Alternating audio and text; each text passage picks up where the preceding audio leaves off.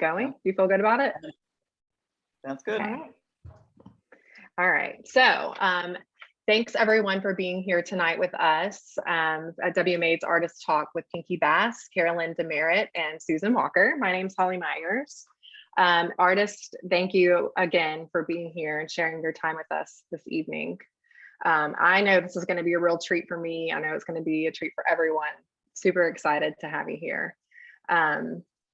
So before we get started, I do want to give a few updates on things that are happening at WMA. Next Thursday is our Art After Hours, and it starts at 5:30. Members can come for free. If you're not a member, you can join, or you can pay $5 at the door. Some really exciting things are happening at Art After Hours. We've got 3 shows that are opening, and we have artists in the gallery, which is really nice. Sonia Young James is going to be in the main gallery, and Sarah Marshall, her work is going to be on Bloomberg. If you're not familiar with these artists, definitely Google them or head up our website and you can read a little bit more about what's going to be happening in the space. Both of those artists that I mentioned will also be in the gallery. So if you come, you can, chat with them or gaze at them from afar if you're too nervous to chat. And then also in Coleman Gallery, we have our annual Helen Keller exhibit. That's always really cool to see. And then Dove still has the same show. Sarah Bowen is in that gallery space. So we hope that you can come, and thanks again for being with us here tonight. So the main reason why we're here talking to these artists is because of this fabulous, wonderful masterpiece of a book. So tonight we're going to hear Pinky and Carolyn talk about their work and all the time and energy that went into creating it. And then we also have Susan Walker here. Hi, Susan. She is the book designer, and so she's going to kind of give her side of what went into laying out the book and designing it. And she went to Amsterdam and helped with that whole process. So again, thanks everyone for being here. And if you haven't purchased a copy, I have a link in our chat box. You can click and make a purchase if you want. You will not regret purchasing it. It's like one of my prized possessions at the moment. So everyone needs one. And there is a limited, it's limited edition. So get them while you can. And all right, I'm gonna get out of here. And when you're ready for me to come back, just let me know, Carolyn. All right, thank you. Okay. All right. Well, first I want to thank everybody for joining us tonight. I hope you enjoyed the presentation. And I'd love to thank Dana and Holly for making this opportunity possible. We're excited about it. We've learned a lot of things working on this PowerPoint program that will serve us in the future. So thank you all. All right. So I discovered my passion for photography at the age of 30. I'm self-taught, have little formal education in the field, other than one darkroom class long ago and the occasional workshop. I began teaching myself photography by photographing the people and places most available to me, my family and friends, as well as quiet landscapes. My sons were young at the time, and my house was busy, noisy, overflowing with kids and pets. And driving around alone with my camera was a peaceful escape, an antidote to the chaos. I often use digital cameras now, but until fairly recently, I used all kinds of film cameras, especially this medium format rangefinder equipment with the square format, which I love, as well as Polaroids, toy cameras such as Diana's and Holga's, and on occasion, even my iPhone. A sense of place often influences our work, and I'm sure a lifetime of living in the South has informed mine. You can't go far without seeing something interesting to photograph, and no matter what that subject, I think kudzu growing on it always improves it.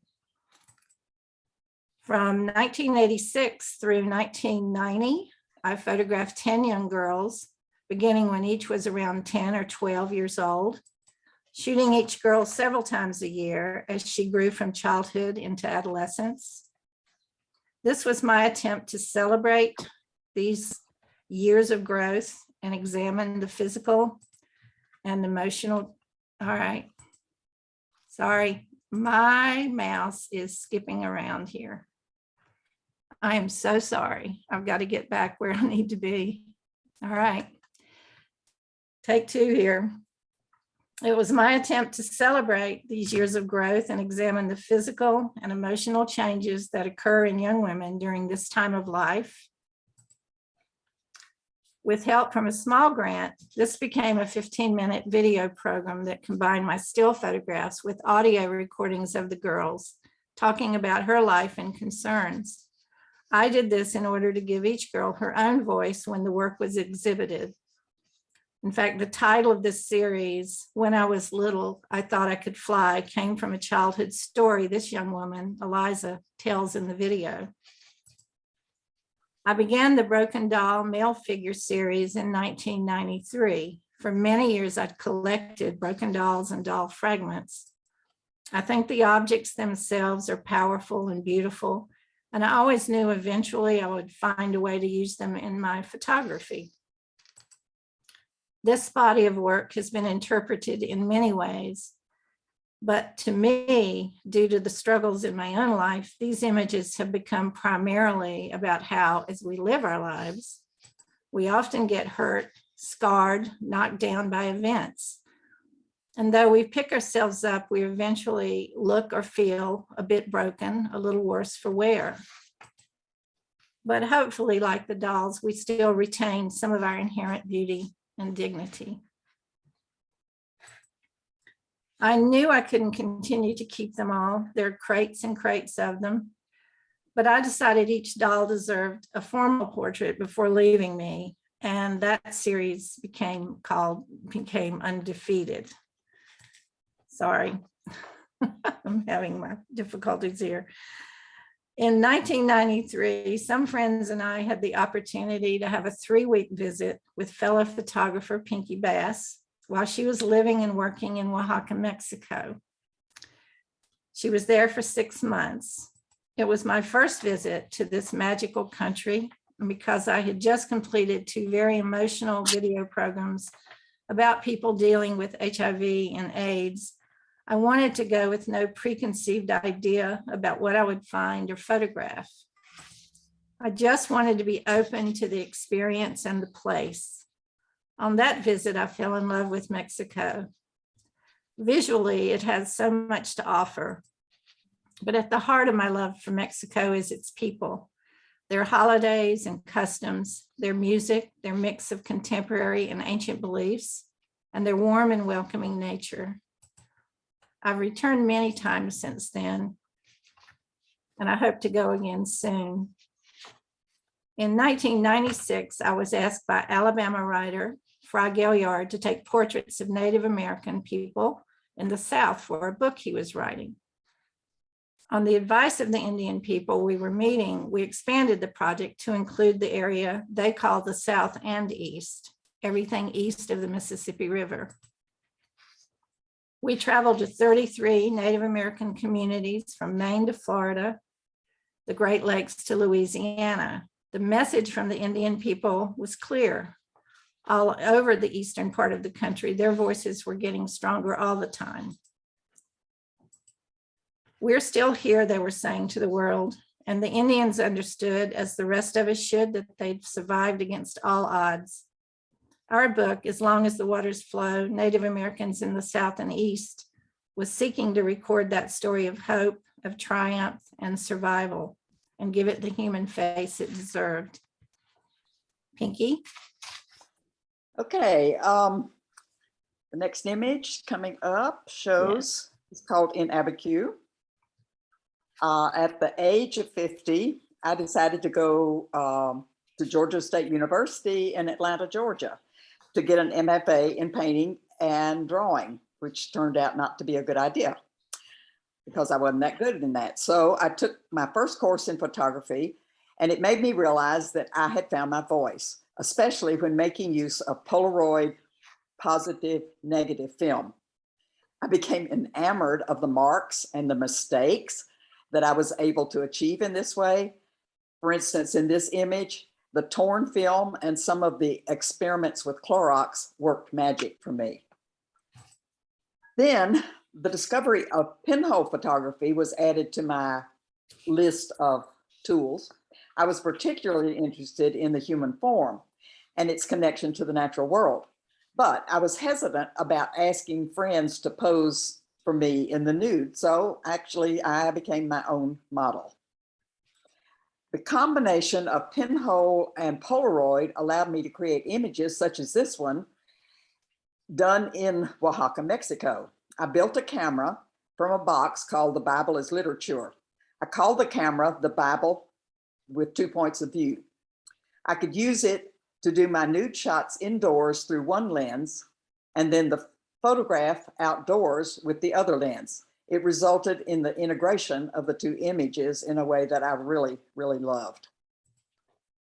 The ability to make double exposures and solarize the Polaroid negative right out of the camera, and then to make large mural prints on photo mural paper became my MO.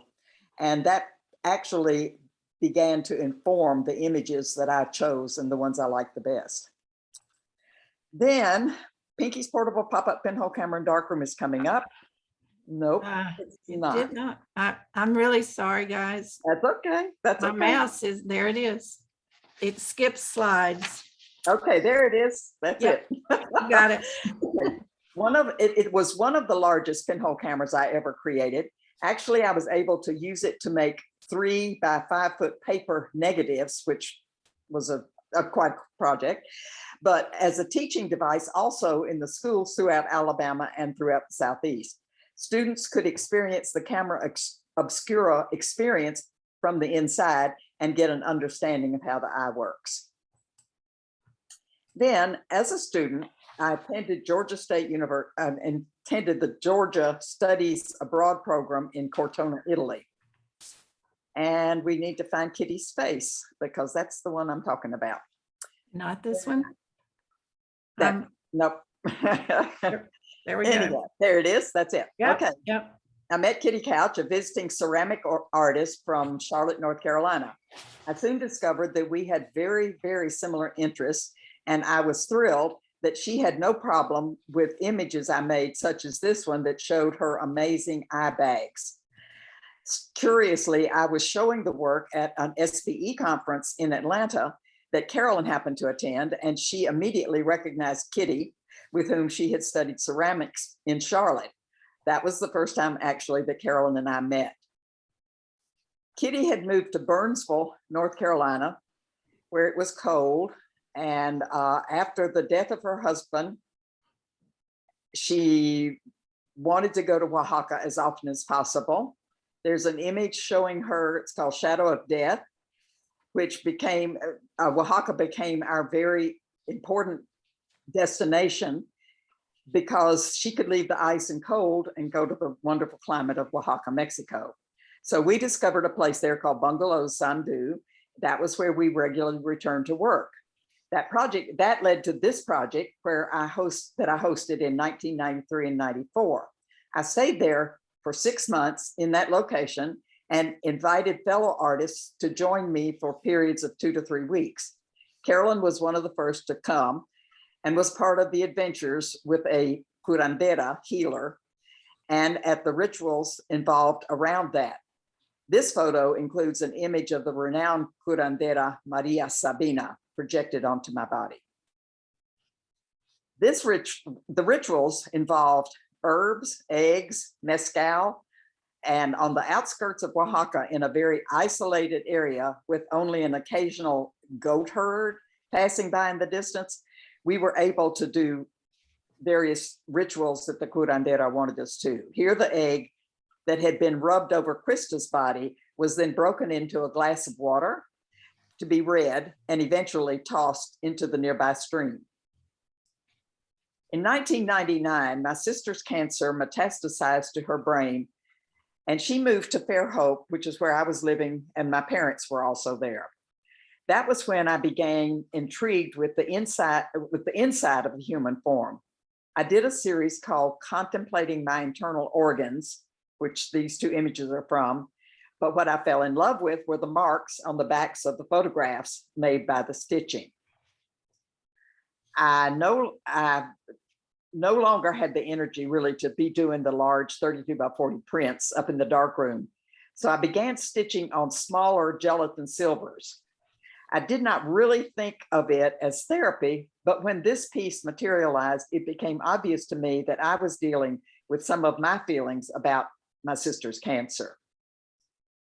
Carolyn had come several times in the past to Fairhope to visit and photograph. There we go. One more back. I know. So I know. sorry. There it is. That's good. Carolyn had come several times in the past to Fairhope to visit and photograph, and she had documented us with our parents. And in the wake of Fran losing her hair and the two of us planning a trip to California to visit her son, Carolyn was there to document these significant events, which was just amazing. Then I began to ask Carolyn to make specific images of me to stitch on as my interest in the internal workings of the human form continued. I also started including images of cells after creating a series called Mitosis, cellular images that I had done using the Tenerife lace process. But more amazingly, Carolyn offered to let me use her striking exhibition art pieces for stitching on, and our lives and work became even more entwined, as the title of our book suggests. In Mexico, the images were called interventions, which is how I now think of these works. Okay. All right. Back to Carolyn. Yes. While the projects I mentioned earlier were going on, I was also photographing Pinky whenever we navigated the 600 miles between us and got together. It did not begin as a particular project. She was just a great friend who was fun and fearless to photograph. Though I often exhibited the Pinky portraits, it wasn't until I took a workshop with artist Holly Roberts that, with her encouragement, I went back through the work and combined my favorites of my 30 years of photographing Pinky into a body of work I now call Infinite Grace, an extended portrait of Pinky M.M. Bass. In 2018, my good friend Alan Blevins introduced me and Infinite Grace to photographer and gallery owner Ana Casas Broda. Ana offered me an exhibition in her Mexico City gallery, La Hydra, and I happily accepted. I suggested she look at the work Pinky was doing with stitched interventions on our photographs. She loved the work and invited Pinky to be part of that exhibit. Alan and Anna co-curated the show, which opened in January 2019. This was our first time showing our work together, and this joint exhibition, followed by others at Whitespace in Atlanta and the Mint Museum in Charlotte, planted the seed for our book Entwined. While we learned publishers seldom agree to use outside designers, we decided to self-publish because we very much wanted Susan Walker to design our book. To help raise funds, we turned to Kickstarter. A young artist friend, Sonia Langford, agreed to set up and manage our Kickstarter campaign. Our goal of $10,000 was quickly reached, and amazingly, we raised over $20,000 by the time it had ended. That extra money allowed us, among other things, to send Susan to the Netherlands to be on press when the book was printed. We really want to thank everyone who pre-ordered copies of Entwined and other rewards on Kickstarter, as well as the Alabama State Council on the Arts and the Verdant Fund, Andy Warhol Foundation for the Visual Arts, for helping make Entwined a reality. Now, Susan will talk about designing and managing the project. Our first book meeting was with Alan Blevins, co-curator of the Mexico show, along with Armando Espiro and Steve Ferenzi, who are both supporters of Carolyn's and Pinky's work. And we each brought photo books we admired, and together we talked about book size and other details we wanted to consider for our book. The book size is unique. It's 8 by 7 inches and was really one of the first and easiest decisions we made. All in the group gravitated towards something smaller and intimate. It felt like the best match for the work. And over the next few months, we turned our attention to the concept. We knew it was essential to connect Pinky and Carolyn's work, making sure the book's theme was clear. The idea of Entwined came to us in a conversation with our colleague and former assistant director of the Light Factory, Patrick Salibi, who used the word entwined to describe Pinky and Carolyn's unique collaboration and friendship. Somewhat unique to a photo book project, we needed to have Pinky's interventions photographed. Here you see Dustin Shore photographing Pinky's work for the book. Dustin is a former community engagement director of the Light Factory and now teaches photography at Old Dominion University. Here you can see our process for selecting and sequencing photos. Connie Talkin generously hosted us for a weekend so the three of us could work together in person.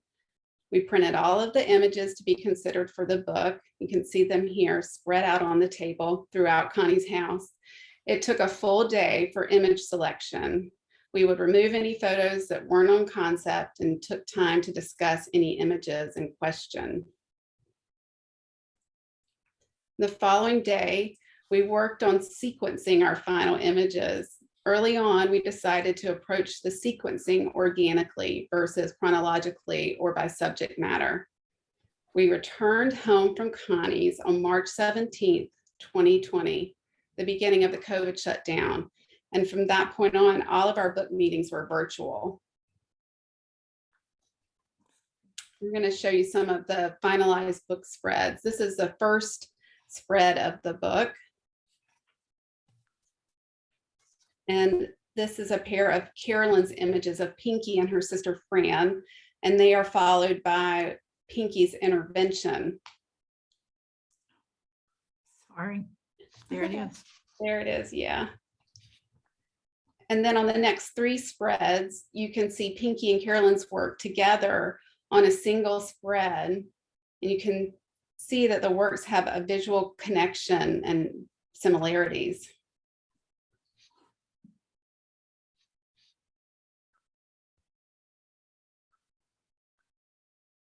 Okay.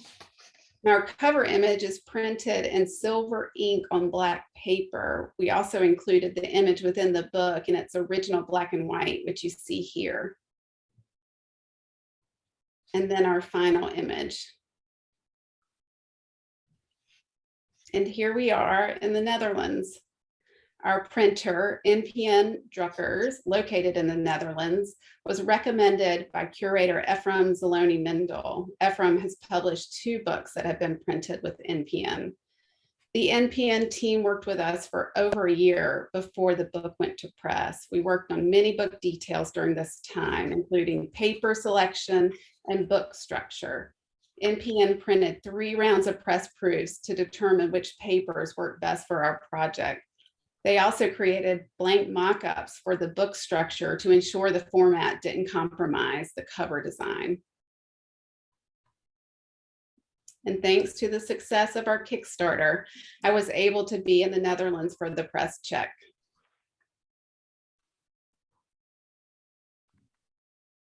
And a month and a half later,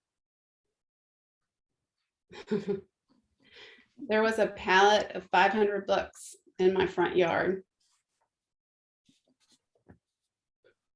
And not too long after that, Carolyn, Sonia, and Steve package labeled and mailed the 150 books that were pre-sold on Kickstarter.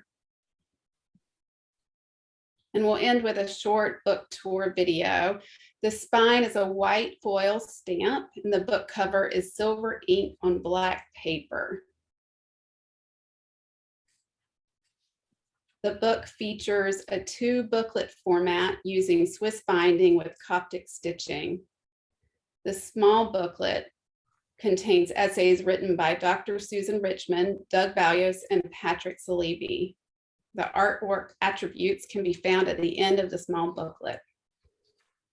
The large booklet on the right is where the images can be found. And we'll flip through a few of the spreads you saw earlier.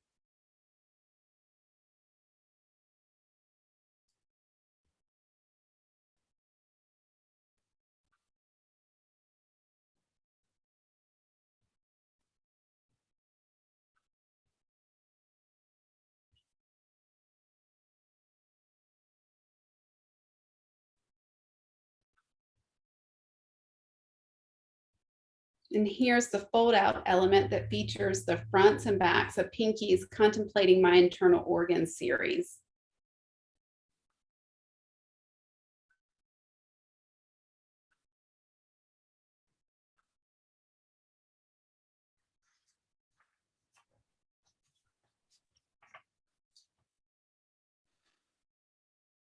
Throughout the book, on the center spreads of each signature, you'll find exposed binding thread as seen here.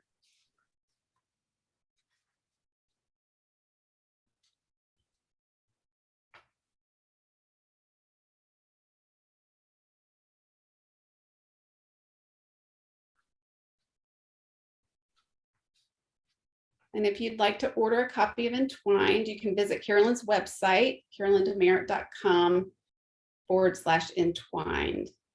And I think we're back to Holly for some Q&A.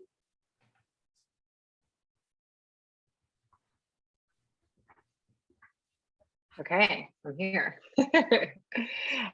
Thank you all so much. That was really interesting to get your take, and I know we all have 100 more questions. So everyone, if you want to go into the chat box, or if you wanted to go into the Q&A box, feel free to send some questions and I could read them out. I'm going to go ahead and look in the chat to see if there's anything there, because sometimes there is.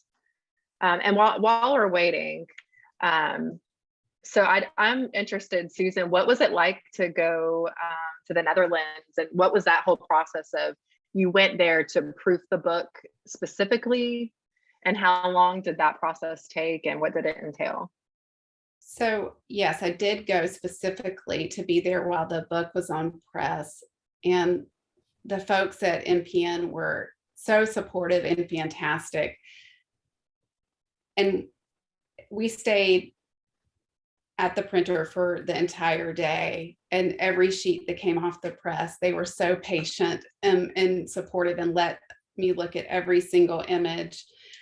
I had some of the press proofs. Well, I brought all of the press proofs just to make sure we were on the right track and compare them. So as they would come off the press, we would look and check, and sometimes we had to make small tweaks. It was interesting because the challenge for our book was Carolyn's images are black and white and Pinky's are color. And so finding that balance so they both look good while being printed in color was challenging, but NPN did a great job. So, and the one photo where you're looking over and there's a gentleman to your right, who was he? What was his role? And just his expression, he looks like very excited too. Like it looked like he loved it. That's Chris, who is the sales. He was kind of the sales rep, our contact there. And so I had been talking to him, and Pinky and Carolyn had met him too through Zoom. I had been talking to him since the very beginning of the project, and it was really great to see his enthusiasm about the project and actually seeing it on paper. Yeah, finally. He looked excited. He definitely did. Okay, I think we have some. Okay, here's a question for you. At what point of the process was the concept decided to print silver on black? Absolutely stunning. Susan? Oh no, Carolyn, you take that one. Well, I mean, all right. We had an idea that we would print, I think, white ink on black for a while. And I think, wasn't it the printer themselves who suggested this silver ink. And I think just hearing about it, we thought, well, maybe. But they sent this beautiful magazine that they had produced earlier that did incorporate the silver ink on the black cover of this magazine. And it really looked good. It wasn't bright silver, you know, things we had been concerned about. And we all agreed that would be a great way to go. So I think, did they also suggest the white foil on the spine, Susan? Yes. Yeah. Yes. So they were wonderful. Okay, we've got a question for you. Pinky, can you tell us a little bit more about the process behind RIA? Yeah. Many of my cameras were actually homemade pinhole cameras. And that particular one was made with a balsam wood box that had a Polaroid back stuck down in the back of it. So what I was able to do when I pull it's positive and negative film sandwiched together, and I was able to do it. This was during Hurricane Hugo that hit McClellanville. And so I was double exposing the body with things of nature, and particularly the problems that they were having after the hurricane.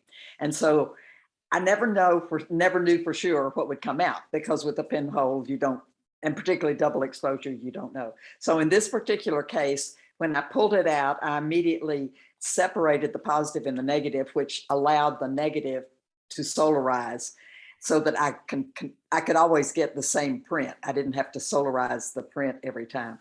So that particular image, for every one that worked, there probably were 50 to 100 that didn't work, but that one was, to me, was a magic one. Thanks for asking. All right, y'all, ask these questions if you have them.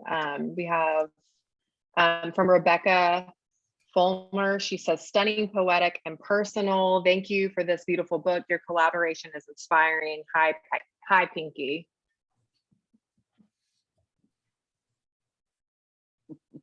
Thank you. You guys there? Okay. All right. Any other questions? Got a lot of beautiful work, ladies. Extraordinary work and presentation. Sorry. No, I was just going to say, working with Carolyn was, for me, was so easy, because I never felt like, I mean, it always felt like a collaboration, like we were working together. And it wasn't, I never felt exposed or like, you know, that she was taking advantage of me, or, you know, none of that was involved. And she was always wanting to know for sure what I thought and how things went. And that, I mean, it really made for a wonderful experience. I mean, being friends helps. Yeah. Definitely friends. Thank you. You're the best model ever. Well, then No, there's you no are. loss. Yeah. You know that. Yeah. Well, and then Okay, on that, sorry, go ahead.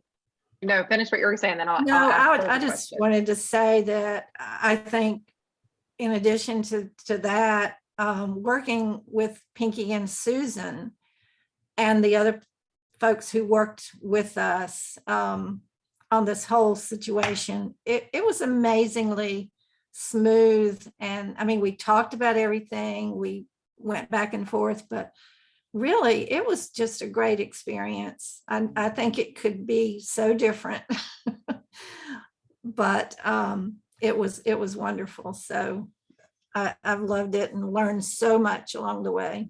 So.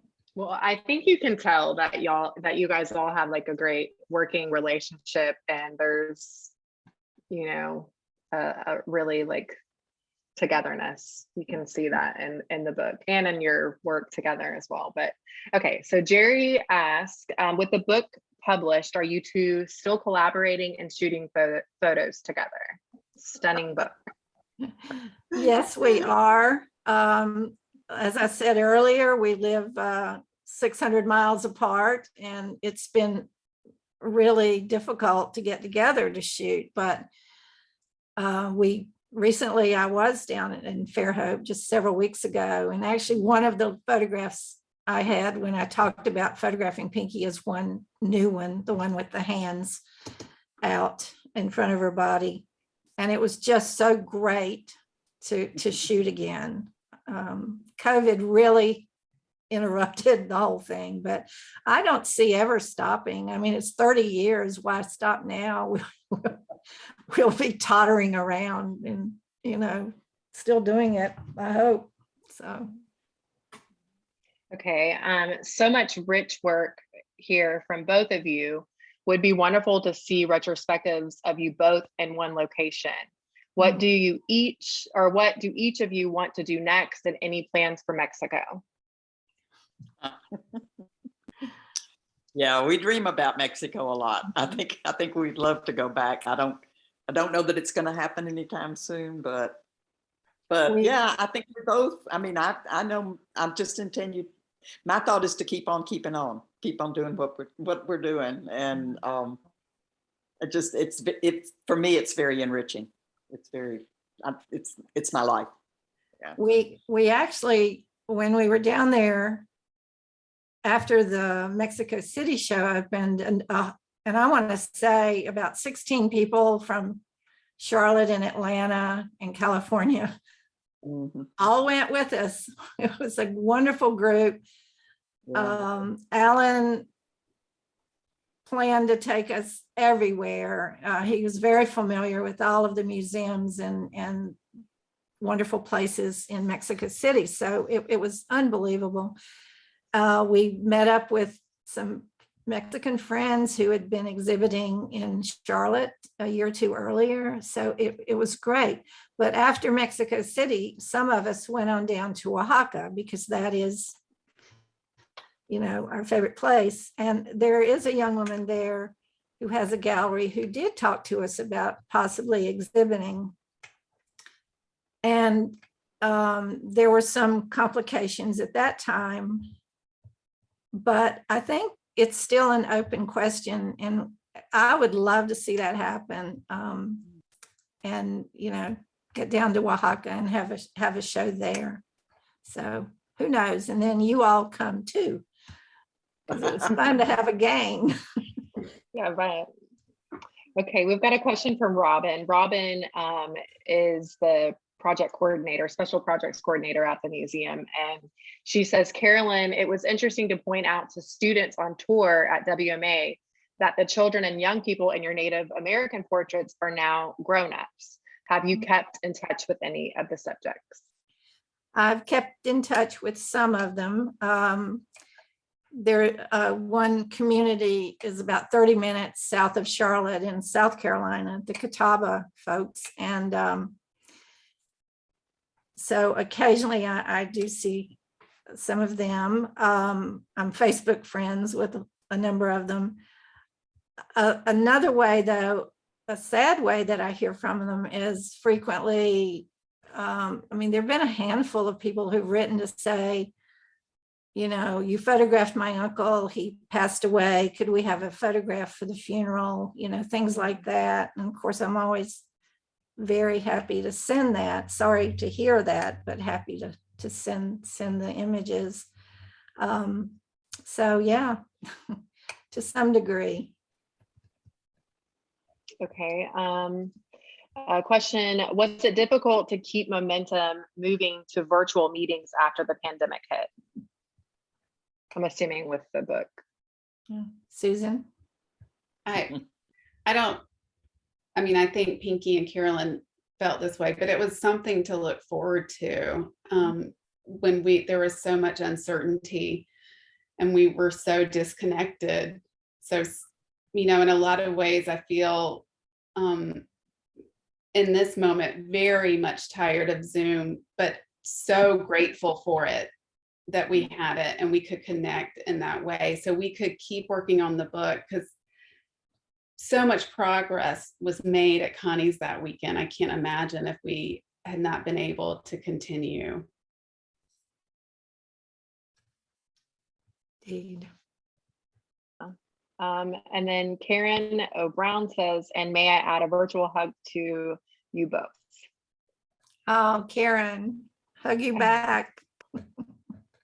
And then Dana says, thank you for continuing to share your work with us. See you in October. Thank you. Yeah, I'm excited about that. I am too. Yes, us too. I think that is all. If anyone has any more questions, you can send them now. I'm just going to scan through and make sure I didn't miss anything. All right. And then if there, I'm trying to think, was there anything that we missed to promote? We talked about the Eastern Shore Art Center. We talked about Magic City. We talked about WMA, the Mint. Was there anything else that we didn't mention? No, the only thing I do know, the Mint intends to do a book signing when Pinky can get to Charlotte. So the date hasn't been set yet, but Okay. yeah, that would be exciting. We haven't had a book signing yet because we want to both be there. So looking forward to that. All right, I think I went through all of them. So, which I haven't mentioned this to the two of you, but definitely hoping to have programming with either both or one or the other in the winter quarter when your show's up. So be thinking about that. I'm gonna be giving you a call soon, I'm sure. And then also for everyone else, if stay tuned to our social media and our website, because we have a ton of educational workshops and classes for kids and adults between now and the end of summer. It's just really packed. So if you have kids that need something to do during the summer, WMA is the place to be. And then again, thanks so much for being here. We really appreciate it. We look forward to seeing you again soon. And if there was anything else that you want to add, now's the time. I would like to add apologies for the rough slide advances. I tried. No, I mean, seriously, I think we skipped a few, but I tried the mouse. Oh, okay. I tried the keyboard. And I don't know. We've all had technical difficulties the last few days. I think it's something in the air, but anyway, it's worked perfectly every time I've done it until tonight. So sorry about that, but thank you for your patience. No apologies. Yeah. You're good. That's what Jerry says. No apologies necessary. Y'all were great. Your presentation was fabulous. Was from someone else. Thank you all. Such love from Memory Lane, XOXO. And yes, we didn't notice. It was perfect. All right, everyone. Yeah. Thank you so much. And someone else says excellent presentation. Love from Mexico. Yay. Andres. All right. Okay. All right. Bye, everyone. Have a great Bye. evening. Thanks again. Bye. Bye.